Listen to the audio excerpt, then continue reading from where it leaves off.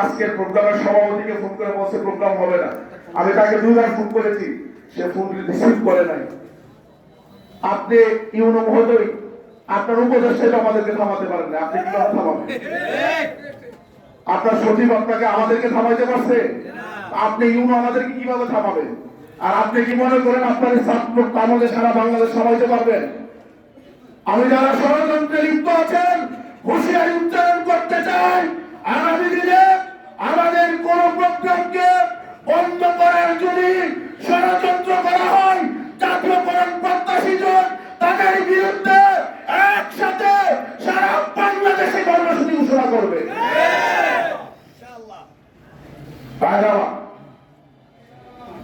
আমরা আসছি মূলত আপনাদেরকে সংগঠিত করার জন্য।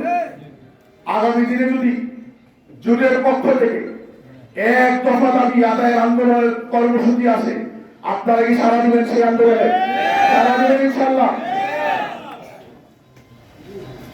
আমি আপনাদের জন্য লড়ছি, আমরা লড়ছি, আগামী দিনেও লড়ব। আমি আপনাদের সামনে জোটের পক্ষ থেকে আপনাদেরকে ওয়াদা দিতে চাই, যতদিন পর্যন্ত এই শিক্ষকতা পেশায় থাকবো, যতদিন পর্যন্ত এই শিক্ষকদের নিয়ে কাজ করব, ততদিন পর্যন্ত জাতীয়করণের জন্য আপনাদের জন্য অব্যাহতভাবে কাজ করে দেব ইনশাআল্লাহ। আপনাদের একটা ওয়াদা দিতে হবে। আমি সব জায়গায় বলি, এটা আমার বলতেই হবে, কারণ মন্ত্রণালয়ে গেলে বলে যে শিক্ষকরা তাদের দায়িত্ব সঠিকভাবে পালন করে না। অনেক শিক্ষক যথাসময়ে প্রতিষ্ঠানে ঢুকে না, সময় ছুটির আগেই বের হয়ে যায়। অনেকে শ্রেণীকক্ষে ঠিক মতো পাঠদান করে না, আছে কি আছে না? আমাদের নিজেদের কাজও নিজেরা ঠিক মতো করতে হবে কিনা? শুধু দাবি আদায়ের জন্য সরকারকে চাপ দিলে হবে না। সরকারকে আপনাকে এত টাকা পয়সা দিচ্ছে, আপনার দায়িত্ব আমার দায়িত্ব পালন করতে হবে কিনা?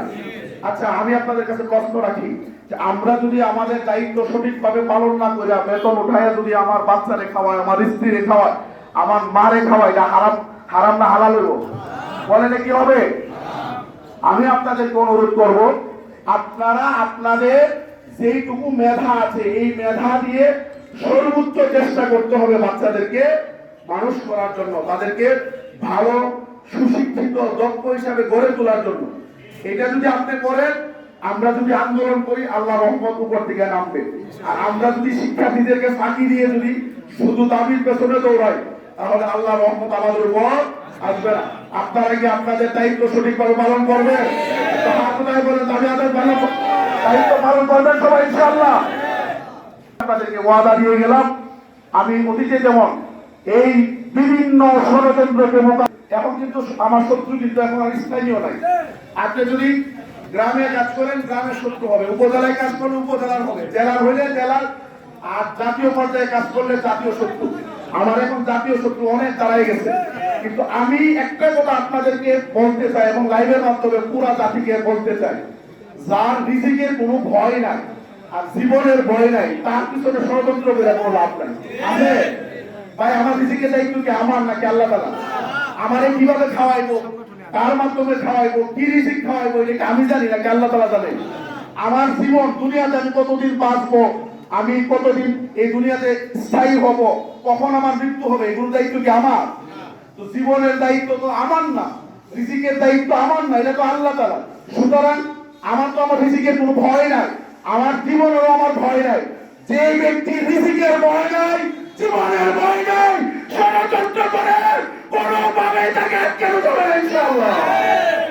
প্রিয় ভাইরা আমার, সময় সংক্ষিপ্ত, এই জন্য আর বিস্তারিত কথা বললাম না।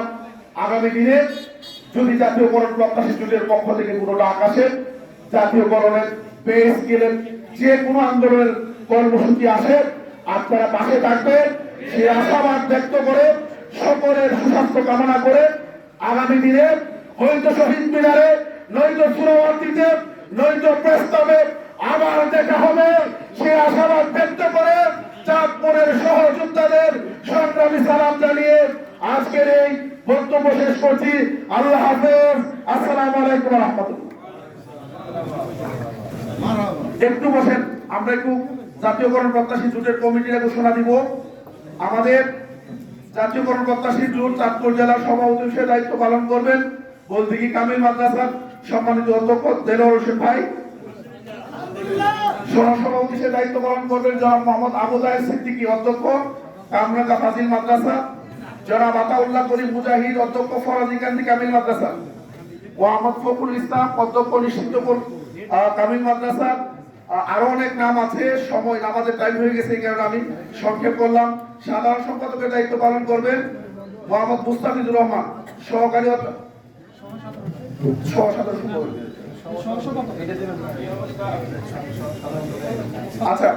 সহসাধারণ সম্পাদক জনাব মুস্তাফিজুর রহমান। মোহাম্মদ আলী ওয়াক্কাস, অধ্যক্ষ আশরাফুল ফাজিল মাদ্রাসা। যুগ্ম সম্পাদক মোহাম্মদ গালাল হুসাইন। আরো অনেকগুলো পদ এখানে ঘোষণা করা হয়েছে, আপনারা জানেন, যেহেতু আমাদের সময় হয়ে গেছে। বাকি পদগুলো যাদেরকে দায়িত্ব দেওয়া হয়েছে ওনারা দ্রুত সময়ের মধ্যে 101 সদস্যের কমিটি ঘোষণা করবে। আমরা আমাদের পেজ এগুলো পাবলিশ করবো, আপনারা দেখতে পাবেন। এবং এই কমিটি খুব অল্প সময়ের মধ্যে চাঁদপুর জেলার প্রত্যেকটি উপজেলা কমিটি ঘোষণা করবে। সকলকে ধন্যবাদ জানিয়ে শেষ করছি। আসসালামু আলাইকুম ওয়া রাহমাতুল্লাহ।